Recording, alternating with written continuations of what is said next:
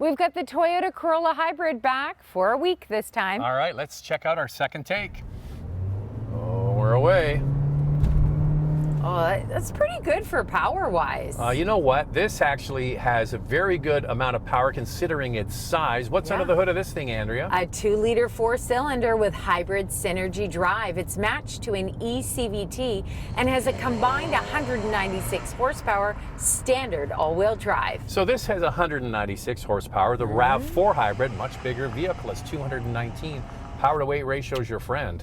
All right, what does this thing come with? The Corolla Cross Hybrid.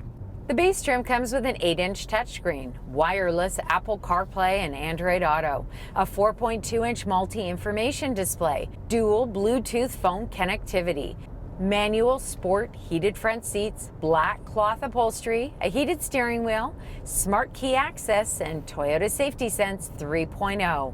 In the U.S., the Corolla Cross Hybrid does not have a heated steering wheel, and heated front seats are standard on the top trim. You didn't even have it in sport, Andrea. I didn't, and it was peppy. Okay, what else can we put it in? You got to put it in S for subscribe. And if you can hit that notification bell, you'll be notified when all of our videos drop, and then you can watch them. And we do this, the couple car review, twice a week. The first one drops on Wednesday. We put another one out on Saturday. So make sure you like and subscribe, but also follow along on Instagram. It's Motormouth_Andrea to see what's up behind the scenes. For me, it's Motormouth_Auto, and the links are below the like button. Smash that on the way down. So we did go on the launch of this, and we drove it for a day, and it was actually a very nice long drive. But driving it at home in your own streets, using it in your own situation, the more I drive this, the more I like it. It's a great commuter car. It really is. I mean, easy to maneuver. The turning radius is excellent. A breeze to parallel park, going in and out of city traffic. I get why people would like this so much and why it's a popular choice. Very practical. The thing is, the steering, as we noted when we drove it the first time around, is very light. Like, there's not a lot of engagement with the steering, but that's okay, because when you want to wheel it into a parking spot or parallel park, it's no problem at all. They do say it has a sport suspension as standard equipment. Not sure how sporty it would be without it. I mean, I just don't feel a sport tune suspension in this myself, but it's there, and it has paddle shifters. Is it the placebo effect? Maybe. You think that it's sportier because they tell you it's got the sport suspension. You know what? It might be sportier than the RAV4, but probably because of the size of it. Yeah. You know, it's just easy to throw it around those corners. Hey, this video is brought to you by Car Vertical. If you're shopping for a used car, you have to know the history of the vehicle before you buy. From accidents to rollbacks, which is tampering with the odometer, or even if the vehicle's been stolen. Click on the link in the description below to get a 10% discount on your next used car report. You will see data collected from 25 different countries, including national registries, insurance companies, car manufacturers, car sale websites, crash car auctions, and car maintenance databases. There are pictures to see the car and a full report that will give you reason to be cautious or maybe move ahead with a good used car. So when you buy used, you're really buying the previous owner's dedication to the car. Yeah, what kind of maintenance has been done on it, if it's been in an accident, you can find all of that out. All you need to do is go to the description below for Car Vertical and you can save 10%. One thing you'll find about this Corolla Cross is that it's very comfortable. I like the higher seating position in this vehicle versus something like the Toyota Prius or even the Corolla. Yeah, you mentioned it's got the same power plant and horsepower as the Prius. Yeah. And we did find that had a very low roof with the A-pillars. This is what you expect from a crossover vehicle. More upright, better visibility. So consider that when you're shopping. All right, what about the looks of this thing? I mean, I don't think it's going to win any beauty contests. No. It's pretty conservative Toyota styling, and it's slightly different from the gas model. Yeah, Toyota wanted to differentiate this and give it a slightly sportier look. It's got a different front and rear, a sportier grille. It comes standard with LED headlights, LED taillights. You get the black badging. Available features include the 18-inch wheels, a two-tone color option with the black, which looks quite good, and also available fog lights. You know what I like, Andrea? What do you like? They sent us the base model. We rarely ever get the base model. They always send us the fully loaded one, which is nice to see what people are actually buying. Yeah. And I would be very happy with this vehicle. One thing I got to applaud Toyota, they didn't put cheap steel wheels and hubcaps. They actually give you alloy wheels. That's a nice thing. And I could live with all of this. There's one exception, Andrea. No power lift gate. I'm spoiled. I like that, and I want it in my next utility. So when I went to the grocery store, usually I get a cart. So when I get to the back of the vehicle, if it doesn't have a power tailgate, it's really not a big deal for me because I'm not typically carrying the groceries. Yeah, I get a lot of food. Anyway, what I am looking at you, Andrea, you don't eat a lot of food. I am the one doing growing boys, yeah. well, actually young adults now. So what I am missing though is the moonroof on this base trim. I like the added light that it offers. Well, you can see I'm just looking at the monitor here. You can see it is kind of dark, but this is my happy place, Andrea. I like it bright outside, dark inside. I would be happy with this setup just the way it is. You're just so gloomy. No, it's not gloomy, hun. I like it like this. You just like what you like. I like what I like. I like you, Andrea. And I like the I sure hope so. And I like the groceries. Yeah. All right, so the other thing is, we'll turn our attention to the inside of this thing because I like the equipment that's in this base model. It's got heated steering wheel. Yeah. It's got heated seats with the analog switches. So when you put the heated seat on, it stays on for the next time you get in the car. Yeah. All of that stuff is working for me. Well, our American friends, I'm sorry to report to you that there is no heated steering wheel for you in the U.S. At on all? the Corolla Cross Hybrid. Yeah. Back to Minnesota, Boston, upper New York State. Yeah. It gets cold. It gets really cold there. I've been there. But is it missing anything else? In Canada, there are 2 trims, and in the U.S., there are 3 trims. So you get a more stripped-down base model in the U.S., and the price reflects that.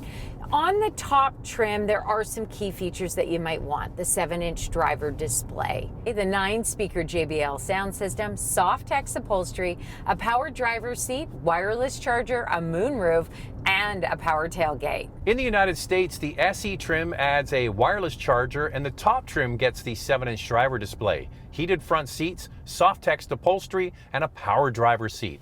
Available features in the United States are the JBL sound system, a moonroof, and a power tailgate. So this is a subcompact utility. Keep that in mind. When you get in the back seat, the legroom is adequate. The headroom is pretty good. How does it compare to the rest? Comparing the Corolla Cross Hybrid to the Kia Niro Hybrid, it offers 42.9 inches of front row legroom, which is over an inch more than the Niro. Second row legroom for the Toyota at 32 inches falls short by almost 8 inches to the Kia. As we mentioned, this trim, no power liftgate. When you lift it up, you can see a useful cargo space. Underneath is a tire repair kit. Space behind the second row at 21.5 cubic feet is a little bit more than the Niro, only an extra 2 cubic feet. Overall cargo space for the Corolla Cross at 61.8 cubic feet is over 7 cubic feet more than the Niro.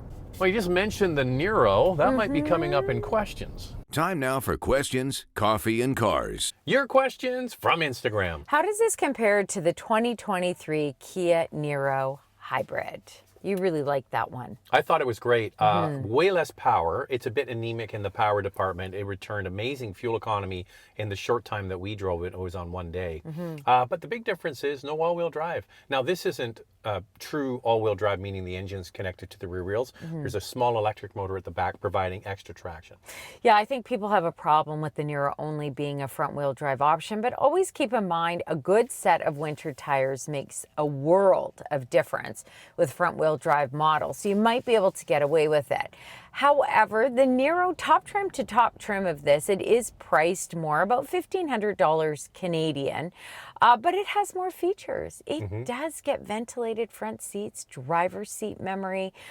These are things that people might want. And the style is way more modern looking. Yeah, like and the it's huge in the back seat and the trunk. Yes, we just went through all of those measurements comparing this to the Niro.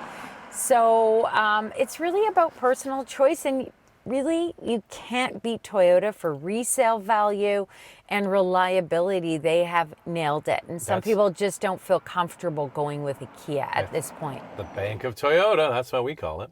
I'm debating between the Corolla Cross Hybrid XSE, which is the top trim, or the Toyota RAV4 XLE Hybrid Premium.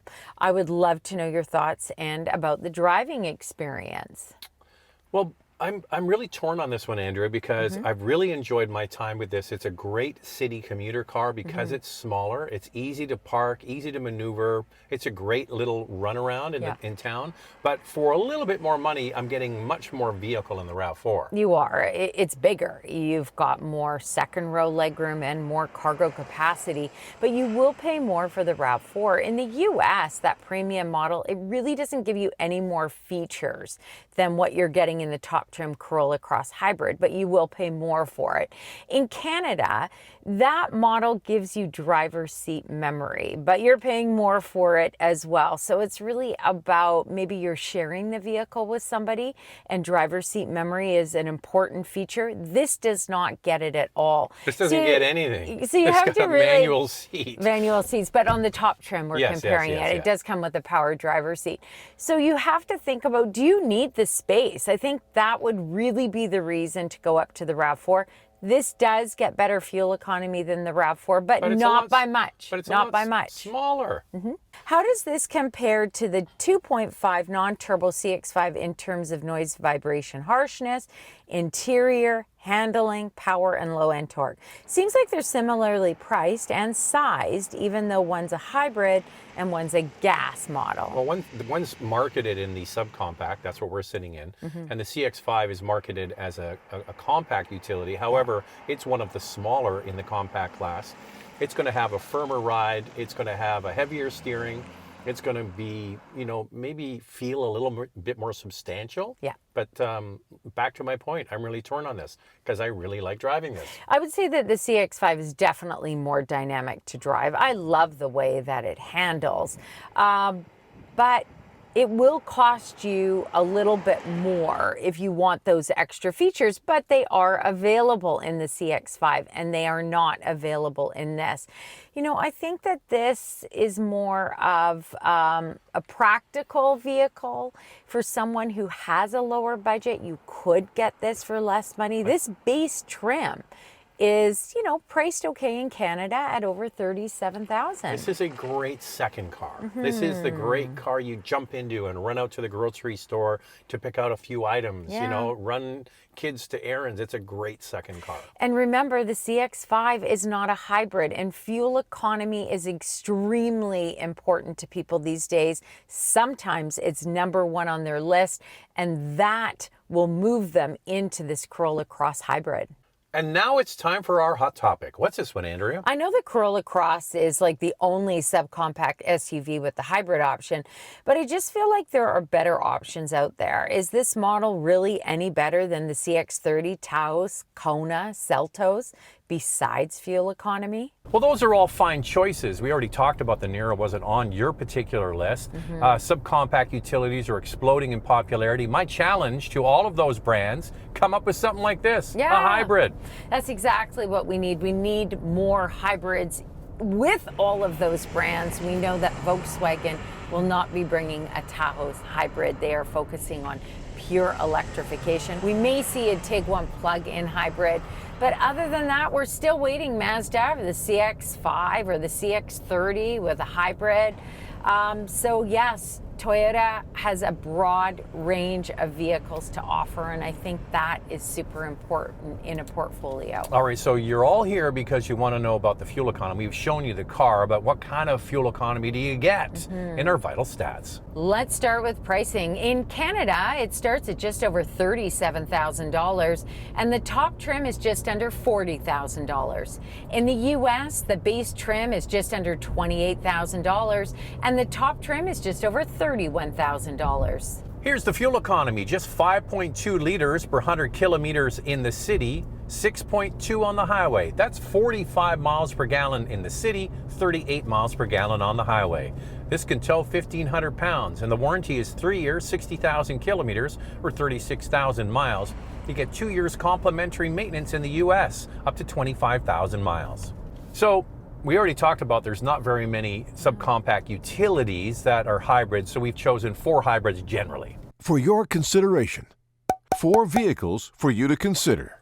Up first is the Kia Niro Hybrid with a combined 139 horsepower and a starting price just under $32,500. The Toyota Prius with a combined 196 horsepower and a starting price just over $39,500. The Toyota Corolla Hybrid sedan with a combined 138 horsepower and a starting price just under $29,500. The Toyota RAV4 Hybrid with 219 horsepower and a starting price just under $38,000. So there are 4 hybrids for you to consider. Lightning round, 2 things we like, 2 things we like to see improved. I like the comfort level of this Corolla Cross Hybrid. It's really grown on me. What I'd like to see is just a height adjustment on the passenger side. I like this model with a power liftgate. Practical, fuel efficient, and pretty comfortable. It's getting up in price though.